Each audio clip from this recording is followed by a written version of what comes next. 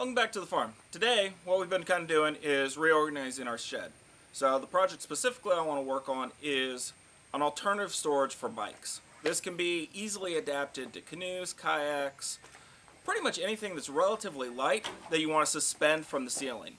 So in our shed, the ultimate plan is to have some shelves and totes of the Christmas decorations, that kind of stuff, along the sides, but then the center, we just have this, it's probably 12-foot tall ceiling at the actual peak.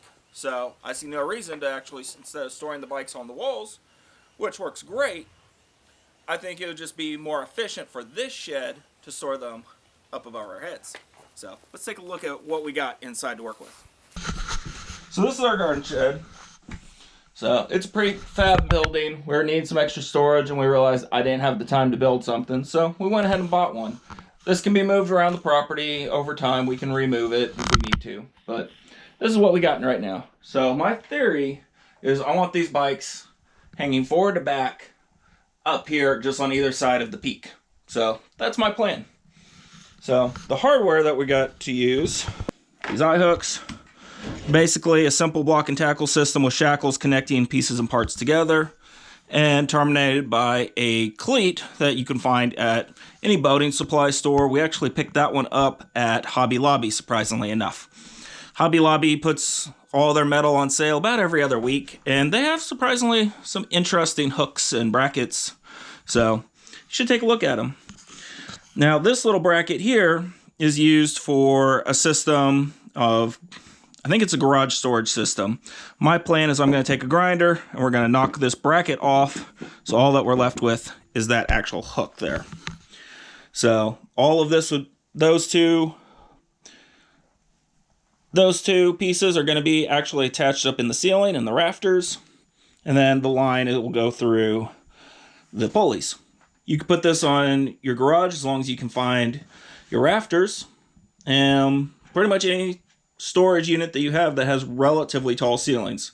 Last thing you want is to have this just that high level to where every time you walk under your bike or canoe or kayak, you're banging your head on it. That wouldn't be good. But this should be plenty of clearance for us, is my hope.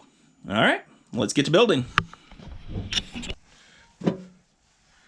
So I've kind of changed my mind. Instead of cutting this whole bracket off, I'm just going to drill a hole big enough to accept the shackle pin.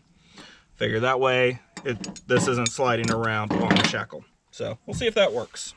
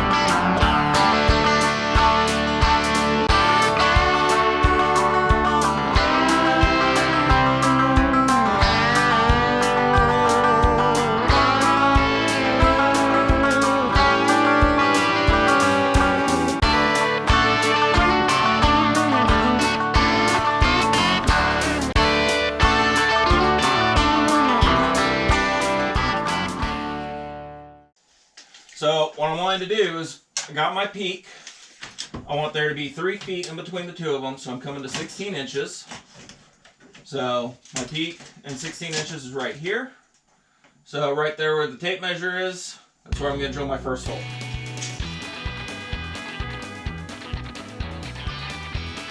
I'm just going to use this large flathead screwdriver to actually screw this aisle in.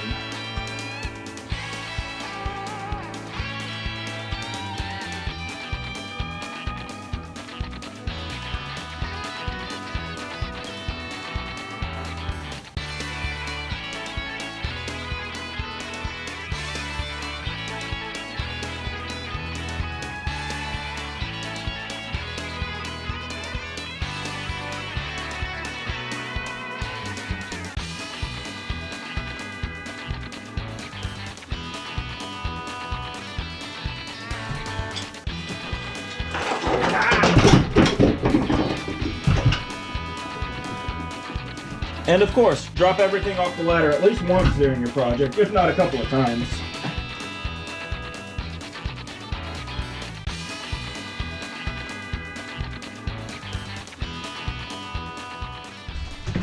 So let's see how this works in practice. So in theory, I just got back from a bike ride. Put that hook there. Put that hook on the bike seat. So one hook on the handlebars, one hook on the bike seat.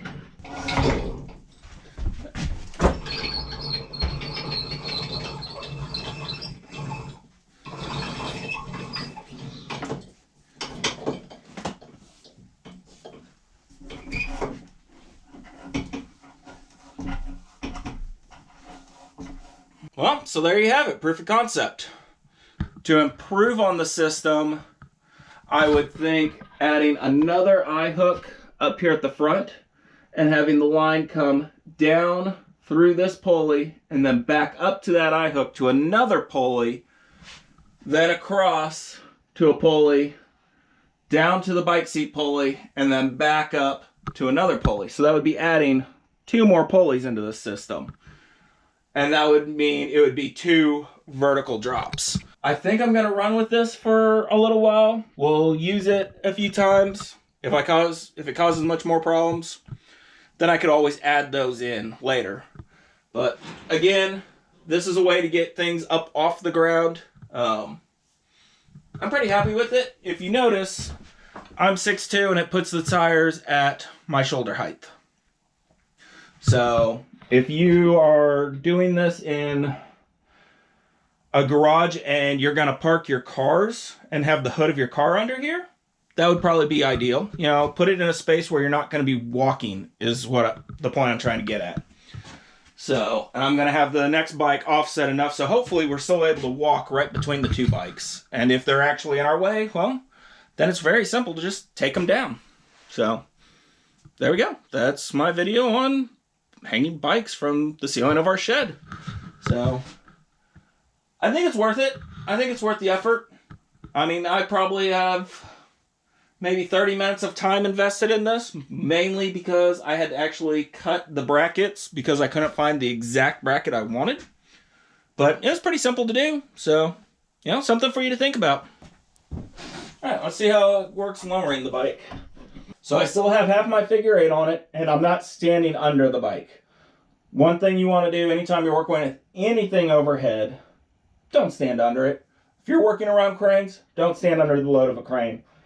This bike only weighs probably 20 pounds. It's not heavy, but I'd imagine if it fell on me, it could still hurt.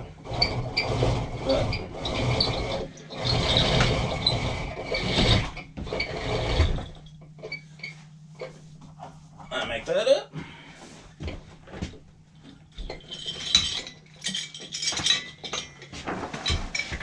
Cool. Now let's go ride the bike in the dark.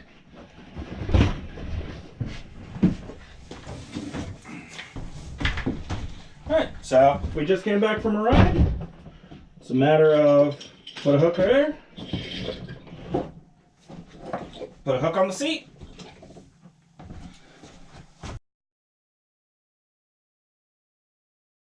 So that is my bike suspension system. Pretty simple. Now all I gotta do is I'm gonna lower the bike down one last time.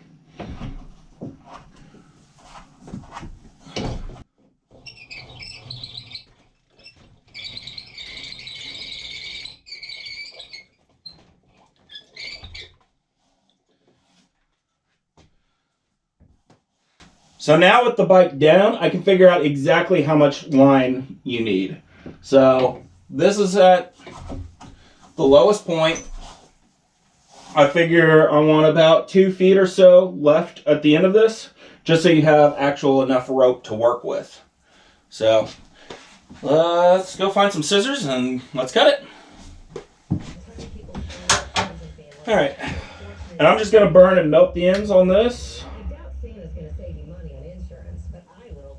with polypropylene line. You can usually melt them and it works just fine. All right, I guess let's hoist this bike back up. Okay, now I got all this line left to deal with. So what I'm just going to do is loop it around and just hang that on the cleat. So this is how my bike is going to live from now on. So yeah, I'm pretty happy with this. This turned out well.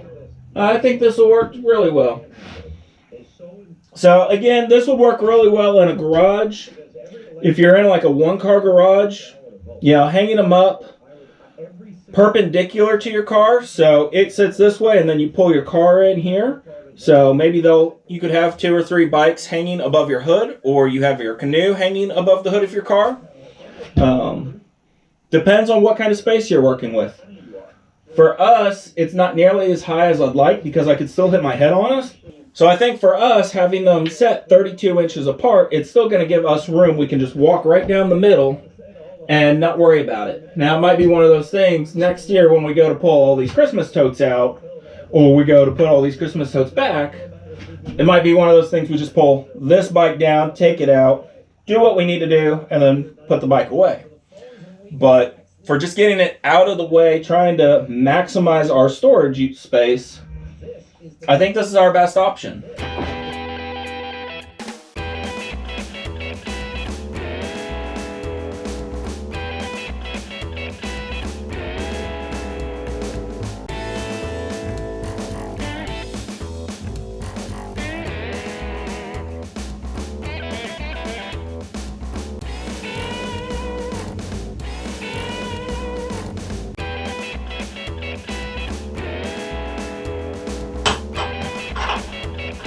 So you can tie almost any knot here. I'm tying a bowline. A bowline knot is specifically designed to put a permanent eye at the end of your line.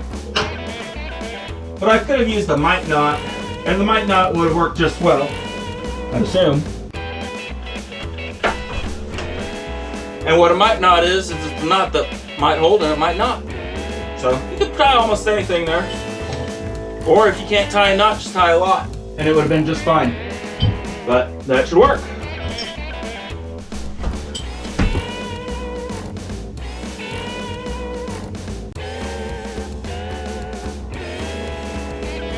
Yeah, I'm happy with that.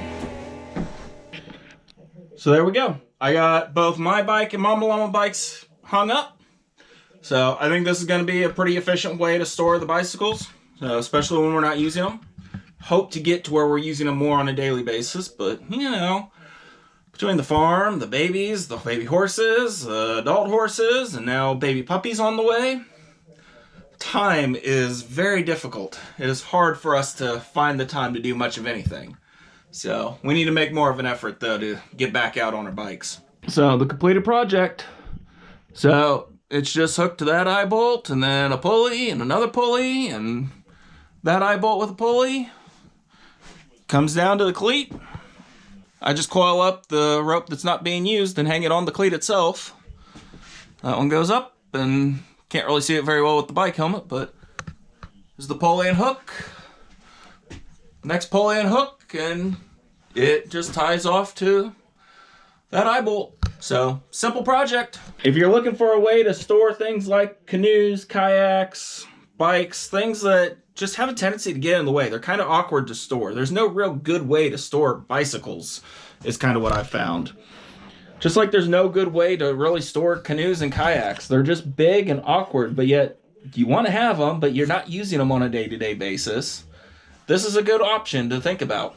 And if you're doing a kayak, you know, think about use these same hooks, but then have a piece of rope to make a big loop for the kayak to actually rest in instead of doing straight hooks. Or if your kayak has attachment points, maybe hooks will work just fine for you. So kind of try to think outside the box. Look at what you got to work with and do what you can. I hope this gives you some inspiration, some good ideas of options for you and your projects. So I'm Ben with MD Triple Creek. Good luck to you in your next project.